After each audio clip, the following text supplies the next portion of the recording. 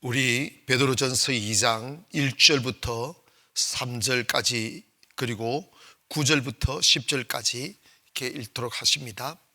베드로전서 2장 1절부터 3절입니다. 읽겠습니다. 다 같이 큰 소리 읽습니다. 시작.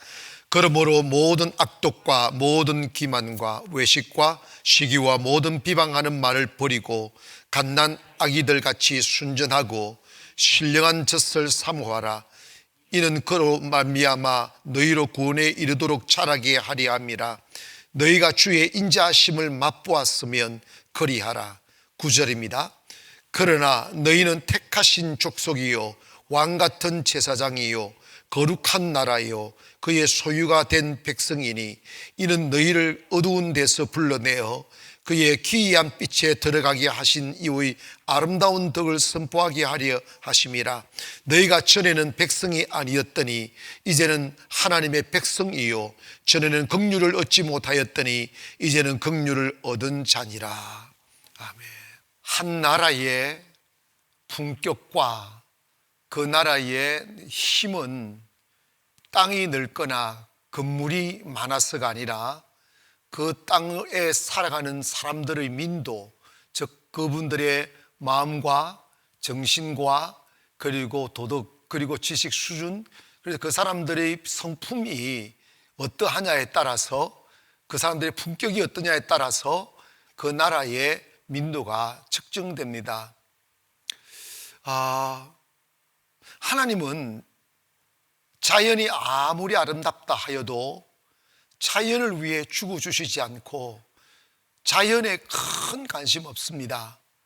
하나님은 그 자연은 하나님이 사랑하는 백성들에게 행복하게 살아라고 주신 선물 같은 거예요. 하나님의 관심은 바로 저와 여러분에게 있습니다. 그 의미는 뭐냐면 우리가 어떤 사람이 되는가 이거죠. 우리가 어떤 마음을 품고 사는지, 우리가 어떤 믿음을 갖고 사는지, 우리의 마음과 성품을 어떻게 빚어가는지에 관해서 주님은 관심이 많으십니다. 나라마다 가보면 어떻게 이렇게 다를 수 있을까? 그 지역마다 만들어 놓은 사람들의 모양새, 그 문화가 다 달라요. 불교의 나라는 불교의 냄새가 나고, 힌두교 나라는 힌두교 냄새 나고, 이슬람은 이슬람 냄새 나고, 기독교는 기독교 냄새 나고, 불교는 불교 냄새가 나요. 그런데 주님은 우리를 이 땅에 살지만 우리의 시민권은 하늘나라에 있다고 하셨어요. 그러면 우리는 육신을 가지고 있을 때는 대한민국의 육신적 시민권을 갖고 있지만 우리가 이 땅을 떠나는 그 순간 대한민국 시민권은 소멸되고 Kingdom of God 하는 하나님의 왕국, 하나님의 나라의 citizenship 하는 그 시민권을 갖게 되는 거예요.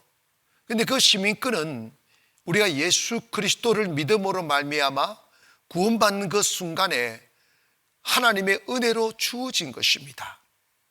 에베소서에서 말씀한 2장 8절에 너희가 그의 은혜로 인하여 믿음으로 말미암아 구원을 얻었으니, 이 말은 하늘의 시민권을 얻었다는 거예요. 이것이 너희에게서 난 것이 아니라 하나님의 선물이다. 하늘나라의 시민권은 우리가 예수님을 믿게 되면 하나님이 사랑으로 거저주시는 선물이 되어 우리로 하여금 영원히 하나님 나라에 살 수 있는 시민권자가 됨을 믿기를 바랍니다. 그런데 하나님 나라의 시민권자가 되면 그 하늘나라의 시민권자의 품격을 가져야 돼요. 하늘나라는 이걸 갖지 못하면 결코 들어갈 수가 없어요. 즉, 이 땅에서 우리가 예수님을 믿으면 예수 믿는 사람들의 품격이 있어야 되는 거예요. 지역적으로 이렇게 말씀을 나누어 보아도 저는 이렇게 몇 교회를 다녀보면 정말 깜짝 놀라는 게 있어요. 그게 뭐냐면 각 교회마다 영적 수준에 따라서 문화가 있더라는 거예요. 우리 교회는 우리 교회 문화가 있고 다른 교회는 다른 교회 문화가 있더라는 거예요. 근데 그 문화는 어떤 언어가 다른다든지 삶의 방식이 다른 것이 아니고 영적 수준의 차이, 영적 수준의 차이가 있으니까 어떤 사건이나 어떤 일이 있으면 생각하는 척도가, 각도가 다 다르더라는 거예요. 우리 한 개인도 내가 믿음 없을 때의 생각과 믿음 생긴 뒤의 생각이 전혀 달라져요. 10대 다르고 20대 다르고 30대 다르듯이 우리의 믿음의 성숙도에 따라서 우리의 마음이 다르고 생각의 수준이 다르고 행동의 모습이 달라지는 거예요. 그런데 베드로는 오늘 2장에 예수 믿는 우리들, 하나님 백성 되고 천국 시민권자가 된 우리들에게 무엇을 요구를 하느냐 하면 2장 1절입니다. 그러므로 모든 악독과 모든 기만과 외식과 시기와 모든 비방하는 말을 버리고. 자, 하늘나라의 시민권자, 하나님 백성들은 먼저 모든 악독을 버려야 됩니다. 악한 생각들, 그리고 남을 해치려는 생각들, 기만, 외식, 시기, 비방하는 말들을 이게 다 버리라는 거예요. 여러분, 여기에서 내가 두 가지를 탁 집어서 말씀합니다. 우리 그리스도인들은 외식을 버려야 돼요. 이게 뭐냐면 누구에게 잘 보이려고 자기를 속이고 누구에게 잘 보이려고 마음이 없는 행동하는 거. 여러분, 그럴 필요가 없는 게 우리 하나님의 백성들은 I belong to God, 하나님께 속했다는 거예요. 하나님께 속했다는 의미는 사람에게 도움을 받거나 세상의 도움을 받아 사는 사람이 아니라 하나님의 도움을 받아 살아간다는 것을 의미합니다. 외식은 자기가 뭔가 필요로 할 때 자기를 가식을 하고 속여서라도 사람들로부터 얻고자 하는 거짓에서부터, 거기는 악독이 들어있는 거죠. 그러나 내가 하나님이 믿어지고 하나님을 믿고 살아가는 하나님 백성은 외식할 거 없어요. 왜냐하면 배가 고프지도 않고 부럽지도 않고 염려되지도 않는 거죠. 왜? 내가 하나님께 속하였으니 내 영혼이 영적으로 하나님께 다 속하면 하나님께서 그때 예비하신 은혜로 내 모든 필요를 채워주실 것을 믿어지기 때문입니다. 여러분, 나의 하나님께서 그리스도의 영광 가운데 너희 모든 쓸 것을 채워주실 것이라고 하셨어요. 이것을 믿기를 바랍니다. 무엇을 먹을까 입을까 마실까 염려하지 말라. 이것은 다 이방인들이 구하는 것이다. 우리 이런 말씀 수없이 들었어도 어느 순간에 내가 하나님의 백성이 되고 영적으로 내가 딱 하나님께 속하여진 바 되면 나타나는 현상이 뭐냐면 그 미래에 대하여 염려가 사라지는 거예요. 그것은 어떻게 알 수 있느냐 하면 어린아이가 길을 잃었을 때는 세상이 다 두려움이고 내일 뭐 어떻게 살지 염려해야 되지만 극적으로 부자인 부모님을 딱 만나는 그 순간부터 먹을 거 걱정 안 해요. 잘 것 걱정하지 않아요. 왜냐? 이미 본능적으로 알기 때문입니다. 내 어머니가, 내 아버지가 나를 따스한 방에 재워줄 것이고 내일 아침 되면 밥 주실 것이고 옷 입혀 주실 것을 그냥 본능적으로 알기 때문이죠. 믿음이 생긴다는 것이 바로 그런 거예요. 믿음이 생긴다는 것은 내 영혼이 주님께 딱 속하여지고 그리고 내 영혼이 주님의 품에 안기는 그 순간에 나도 모르게 내가 아는 거예요. 이제 나는 주의 품 안에 있어. 이제 나는 주님께 속했어. 나는 이게 주님의 것이야. 그러므로 더 이상 내가 의식주를 염려할 것 없어. 내일 뭘 위해 살아야 될지 염려할 것 없어. 하나님이 내 길 인도하여 주실 것이고 가다 보면 필요할 것을 예비해 주실 것을 내가 알아서가 아니라 그냥 믿어지는 거예요. 그래서 딱 믿어지면 염려 대신 기쁨이 오고 근심 사라지고 하나님께 감사할 수 있는 거죠. 여러분, 감사와 찬송은 미리 가져서 하는 게 아니라 믿음이 있으면 그때 그곳에 가보면 하나님이 예비해 주실 것을 믿고 찬송하는 거예요. 그런데 여러분, 사실 우리가 교회를 다녀도 이런 영적인 확실한 그 스테이터스는, 영적인 확실한 위치, 신분이 내가 하나님의 백성이 되어서 I belong to God, 난 하나님께 속해서 하는 게 딱 고백이 되어지면 여러분, 염려가 사라짐을 믿기를 바랍니다.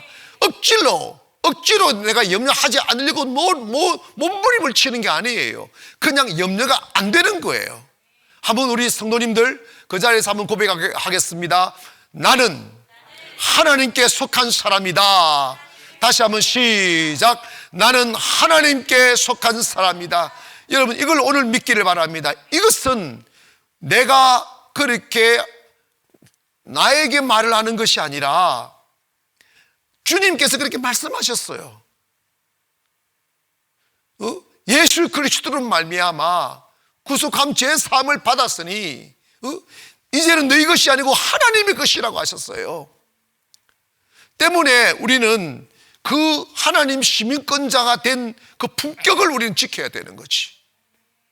믿음의 사람의 품격 말입니다. 여러분, 교회 오셨는데 품격이 안 바뀌면 여러분 있잖아요, 내 안에 성령이 없을 때와 성령이 계실 때는 사람 완전히 다른 거예요.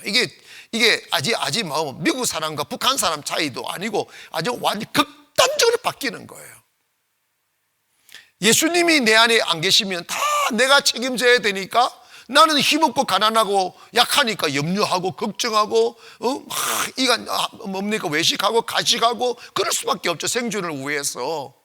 그런데 딱 믿음이 생기면 내가 생존을 위해서 사람들에게 구실거릴 것도 없고 파리처럼 이렇게 비빌 것도 없고 내 필요한 거 있으면 기도하면 주시고 내 필요하면 하나님이 예비하실 것이 그냥 자연스럽게 믿어지니까 염려가 그냥 사라지는 거죠.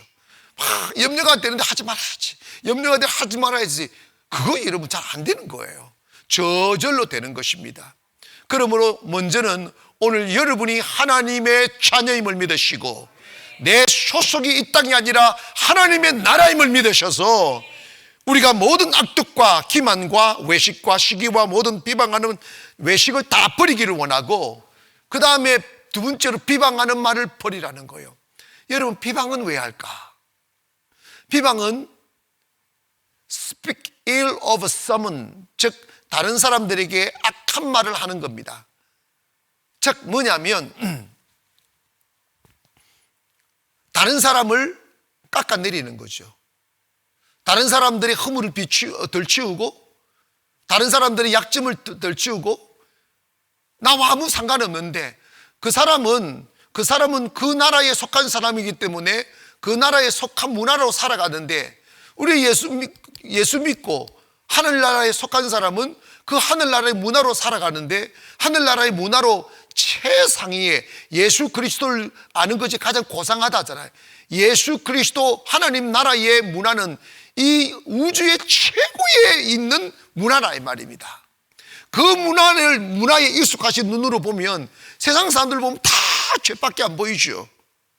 다 허물이고 다 어리석하고 다 육신적이고 초등학문에 머물러 살아가는 그 낮은 문화 속에 있는 사람들을 하나님의 사람들이 비난하면 답이 없어요. 그 모든 어둠과 약점과 약함과 부족함을 뭐로 덮어야 되느냐 하면 사랑으로 덮어야 돼요. 근데 비방은 성령을 가진 자는 할 수 없어요. 비방은 어떤 것인지 아십니까? 심리적으로는 자신 속에 있는 죄를 감추고 위로받기 위하여 나와 같은 허물이 있는 사람의 허물을 말함으로 자기는 거기서 벗어나고자 하는 패배적인 심리예요. 여러분, 우리 인간은 부족하니까 허물이 있을 수 있죠. 죄도 지을 수도 있고요. 그리고 실수도 할 수 있습니다. 그러나 기독교의 핵심이 뭐예요? 여러분, 기독교 정신이 뭐예요? 기독교의 정신이 약한 자, 범죄한 자, 허물 많은 자를 괴롭히고 대가 지불하게 만들고 죽이고 막 험담하고 그런 게 아니라, 기독교의 정신은 그런 약함을 사랑으로 덮어주는 거예요. 먼저 우리는 우리의 허물을 십자가에서 지으신 예수의 보혈로 덮음받은 사람들입니다.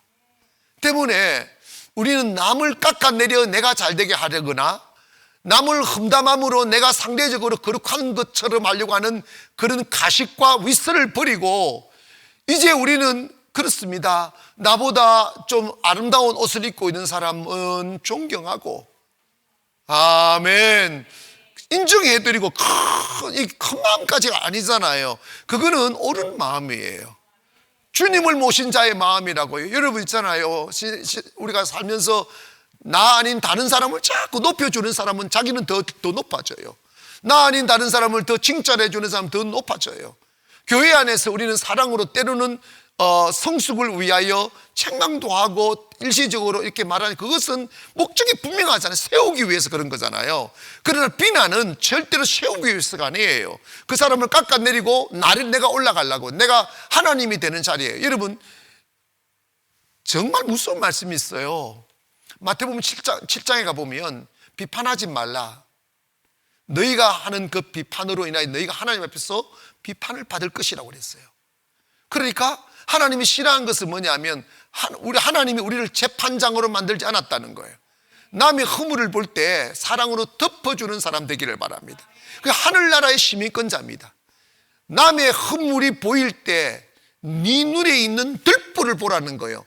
이 말씀은 뭐냐면, 남의 허물이 보이는 사람은 자기 죄는 허물은 훨씬, 남의 허물이 티끌이 보이는 사람은 자기는 들보가 있다는 거예요. 그러므로 여러분, 본인 자신의 허물도 너무 비하해서 나는 이거 너무 더러운 사람이야, 나는 추악한 사람이야, 막 계속 그렇게 말하지 마시고, 우리가 과거에는 그랬을지라도 다 그랬죠. 그랬을지라도 예수 그리스도를 믿는 그 순간에 죄와 허물에서 자유함을 믿기를 주의 이름으로 축원합니다. 그래서 허물의 옷을 입은 사람이 아니라 이제 우리는 예수 그리스도로 말미암아 의의 옷을 입은 사람들이라고요. 때문에 우리는 외식하거나 비난하거나 악독하거나 이런 거 하지 마시라 이 말이지. 여러분, 내가 그렇게 한다 이게 아니고, 베드로가 그 성도들에게, 아시아에 있는 성도들에게 예수 믿게 되면 이렇게 신분이 바뀌었다는 걸 말씀하는 거예요. 아멘. 그러면서 영적으로 2절을 보면 이런 말씀합니다.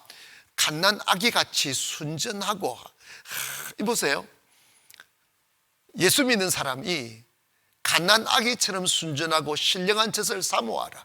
우리 같이 읽읍시다. 시작. 갓난 아기같이 순전하고 순수하라. 아이처럼 순수하고 신령한 젖을 사모하라. 이는 그로 말미암아 너희로 구원에 이르도록 자라게. 자, 됐습니다. 여러분, 우리로 하여금 구원에 이르도록 자라게 해야 된다. 우리가 주님을 알게 되지만 그것은 spiritual new birth라는 영적 새로운 탄생, 영적인 어린아이로 태어났는데, 젖을 먹고 자꾸 세월이 가면서 어린아이가 어른으로, 청년으로 이렇게 자라나듯이 우리도 영적으로 자라나야 됩니다. 자라나기 위해서는 딱 두 가지를 가져야 돼요. 여러분이 꼭 명심하세요. 순수한 마음 갖기를 바랍니다. 아멘. 세상이, 제가 세상 이렇게 조금 살아보니까 세상 참 거친 것도 많고, 세상 사람들 앞에 이렇게 순수한 마음으로 가면 너무 사기꾼도 많고, 정말 어떻게 이 세상 어떻게, 요즘 또 뉴스를 들어보니까 너무 악한 사람들이 너무나 많아요. 자기가 원하는 대로 안 되면 살인하는 걸 두려워하지 않아요. 다른 사람은 생각하지 않으면 오직 자기 감정, 자기 느낌만 중요해요. 이거는 세상이 병든 세상이에요. 여러분, 이 세상 고쳐야 해요. 사람들의 마음이 너무 거칠고 극단적 이기적이고 너무 포악하고, 한때 사랑하는 사람과 헤어졌으면 잘 살도록 축복해 주면 되는데 세상에 찾아가서 죽이지를 않나, 그 부모님을 죽이지를 않나. 세상에 이런 세상이 어디 있어요? 그거는 사랑이 아니고 그건 저주, 그 말이 안 되는 거죠. 그런데 이런 것이 뉴스를 막 내보내면 그게 반작용이 일어나요. 그런데 그건 뭘 의미하느냐 하면 사람들이 자기밖에 모른다는 거예요. 다른 사람은 자기 욕망과 자기 욕심을 채우기 위한 하나의 소모품이지 그 이상도 아니, 그러니까 필요 없으면 죽여버려도 된다는 거지. 영혼이 없는 거죠. 이것이 그 부분, 권력의 세계에도, 경제 세계에도, 학문 세계에도 이런 정신으로 이 정신을 가진 사람들이 많아지면 세상은 정말 거칠어요. 사실 세상이 현재도 너무 거칠어요. 언제 어떤 사람 만날지 몰라요. 그런데 이런 사악한 세상 속에서 우리가 어떻게 어린아이처럼 순수하게 살 수 있느냐고 반문하죠. 세상이요, 많이 살아서 그런 게 아니고 예수님 때도 똑같았어요. 예수님 때도 마태복음 10장 보면 예수님의 제자들을 세상에 파송하실 때 내가 너희를 보냄이 양을 이리 가운데 보낸 것 같도다 그랬어요. 세상은 일이라는 거예요. 여러분, 이리는 배고프면 인정사정 없이 자기 먹잇감을 찾아 돌다가 그냥 딱 잡히면 눈빛 보지도 않고 그냥 찢어 먹어버립니다. 그게 일이에요. 여전히 세상은 예전도 그랬고 지금도 그랬어요. 그럼에도 불구하고 베드로는 뭐냐? 어린아이처럼 순수해라. 여러분, 강한 게 어딘 줄 아십니까? 이 세상에서 가장 약하게 보이는 게 가장 강해요. 봄이 되면 순들이 올라와요. 딱딱한 순들이 그 흙을 뚫고 그 다음에 바위를 뚫고 틈새를 뚫고 다 나와요. 근데 이 꺾어보면 너무너무 약해요. 그런데 어떻게 그 딱딱한 걸 뚫고 나왔는지 몰라요. 하나님은 순수한 사람과 함께 하십니다. 하나님은 순수한 사람과 일하십니다. 우리가 세상 살다 보면 마음도 다치고 굳어지고 딱딱해지고 그럴 수 있습니다. 그러나 여러분, 생명에서 가장 무서운 게 뭔지 압니까? 굳어지는 거야. 강경화. 강이 딱딱해지는 거 죽습니다. 마음 경화되면 안 됩니다. 마음이 상처를 입어서도 성령을 받으면 마음이 따뜻해져요. 여백이 있습니다. 하나님이 도와주십니다. 하나님이 품어주십니다. 아무리 사탄이 이 세상을 사악하게 만들지라도 하나님이 보호하는 공간이 있어요. 이스라엘 땅에 다 도피처가 있듯이 다 하나님이 함께하는 공간 속에는 순수한 사람들이 머무는 곳이 있음을 믿기를 바랍니다. 그래서 우리가 하늘나라의 시민권자는 뭐냐면 정말 마음을 순수하게 먹으려고 마음을 선하게 갖고 악을 버리고 할렐루야 그냥 순수하게 주님을 바라보며, 두 번째로 신령한 젖을 사모하라. 이 말은 뭐냐면 말씀을 사모하라는 거예요. 여러분 있잖아요, 말씀을 들을 때 어떻게 들으셔야 되느냐면 어미제비가 물어오는 먹이를 받아 먹듯이 입을 쫙 벌려보자. 우리 예수 믿는 사람들은 하나님의 말씀을 먹을 때 너무 복잡한 생각하면 안 돼요. 그냥 말씀만 먹기를 바랍니다. 아멘 하면 그냥 먹는 거예요. 신령한 젖을 삼아. 오늘도 주님 말씀 무슨 말씀을 주실까? 그냥 오늘도 영상 앞에 앉으셔서 온 가족들 함께 예배하시는 분들, 오늘 신령한 젖이 충만하게 임할지어다. 이 말씀을 그냥 잡수세요. 잡수시면 나도 모르게 믿음이 자라는 거예요. 구원에 이르는 믿음이 자란다는 거예요. 우리가 하늘나라의 시민권자의 모습은 뭐냐면 순수한 마음을 가지고 그저 세상 것에 대하여 요즘 뉴스를 들어보면 뭐 이렇게 돈에다가 투자하고 뭐하고 뭐 하다가 막 사기당한 일들로 막 도배가 되어 있는데 돈 벌어야 되겠죠. 그러나 중요한 것은 우리가 사모해야 될 것은 세상 것이 아니에요. 세상 그 어떤 것도 아니에요. 우리가 사모하며 살아야 될 것은 비트코인이다? 아니라니까. 우리가 사모할 것은 하늘나라의 신령한 것이 뭐냐면 하나님의 말씀이다 이 말이지.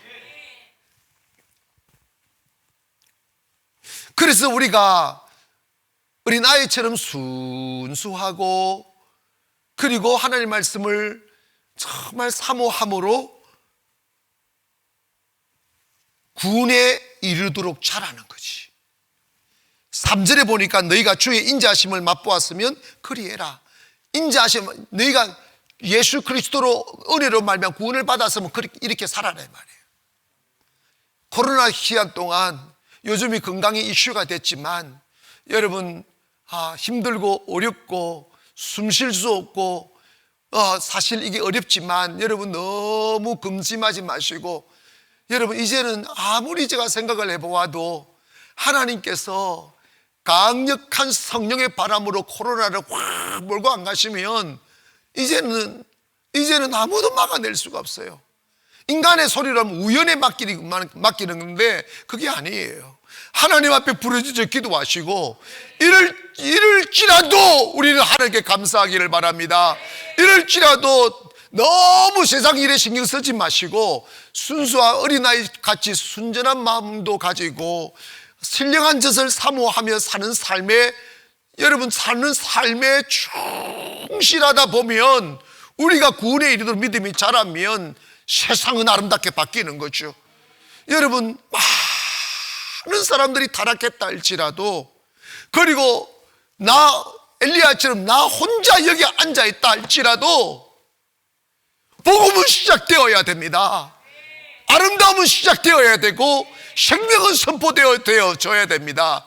나 한 사람은 어떻게 할까? 아니에요. 하나님께서 바알에게 무릎 꿇지 않는 7,000명을 남겨놨다는 거예요. 어딘가 기도하는 사람이 있어요. 어딘가 믿음의 사람이 있어요. 어딘가 어린아이처럼 순수하고 신령한 짓을 사모하는 사람이 있다고요. 때문에 나밖에 없다는 생각하지 마시고 우리 성도님들 이 마음 가지고 살기를 주의 이름으로 축원합니다. 세상 일 너무 빠져있지 마세요. 나 어떻게 하면 주님 은혜 받을 수 있을까? 나 어떻게 하면 주님만 볼 수 있을까? 어떻게 하면 순수한 마음 가질 수 있을까? 어떻게 하면 신령한 짓을 사모하며 살 수 있을까? 다윗의 시편 42편에 하나님이여 사슴이 시냇물을 찾기에 갈급함같이 내 영혼이 주를 찾기에 갈급합니다 라고 이게 신령한 짓을 사모하는 거죠. 오늘도 은혜 받기 위하여 예배하기 위하여 텔레비전 앞에서 앉아 예배하시는 여러분 큰 축복이 있기를 주의 이름으로 축원하며 하나님의 회복의 역사가 있기를 주의 이름으로 축원합니다. 그러면서 9절 10절을 읽겠습니다. 시작.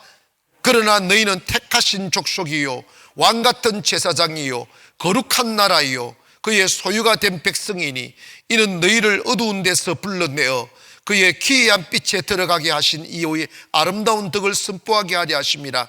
너희가 전에는 백성이었더니 이제는 하나님의 백성이 전에는 긍휼을 얻지 못하였더니 이제는 긍휼을. 자, 여기에 보니까 9절 보니까 우리의 신분을 우리가 과히 상상할 수 없는 그런 신분이 되었음을 선포하고 있어요. 너희는 택하신 족속이요 왕같은 제사장이요. 여러분 제사장의 직무 중에 가장 큰 혜택 중에 하나님을 대면할 수 있는 자예요. 근데 우리가 그런 신분으로 됐다는 거예요. Holy Nation, 거룩한 나라다는 거지. 따라합시다. 내가 곧 하나님의 나라다. 아멘. 그리고 우리 왕같은 제사장이 할렐루야. 그리고 그의 소유된 백성이니, 여러분은요 하나님 거예요. 이사야 43장에도 내가 너를 지명하여 불렀나니 너는 내 것이라잖아.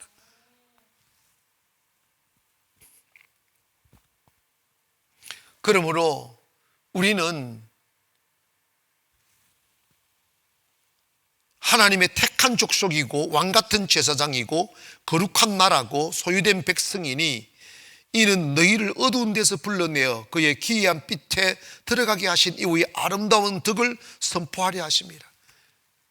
아름다운 덕이 뭐예요? 구원의 노래, 할렐루야. 하늘나라의 영광들, 하나님 하시는 일들을 세상 앞에 선포하고, 이게 선포는 뭡니까? 경험되어진 것을 선포하는 거예요.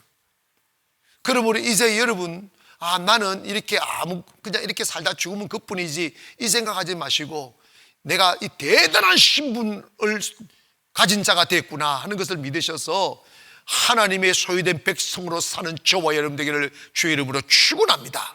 그 어떤 어둠도 미치지 못할 줄 믿습니다. 오늘 제가 마무리 기도해 주실 때까지 같이 기도할 때, 하나님, 제가 하나님의 거룩한 백성이 되었음을 믿습니다. 더 이상 세상의 문화와 저급한 문화에 속하여 산 자가 아니라 하늘나라 백성 되어서 정말 악독과 기만과 외식과 시기와 모든 비방하는 말을 버리고 가난 아이같이 순진하고 신령한 젖을 사모하는 삶을 살겠습니다. 하나님, 나를 축복하여 달라고, 나 때문에 가족이, 나 때문에 나라가, 민족이 구원받는 역사 있게 되달라고, 이 땅을 듣고 있는 코로나 빨리 다 몰아내어 달라고 우리 주의 시험을 크게 기도합니다. 시작. 주여, 주여.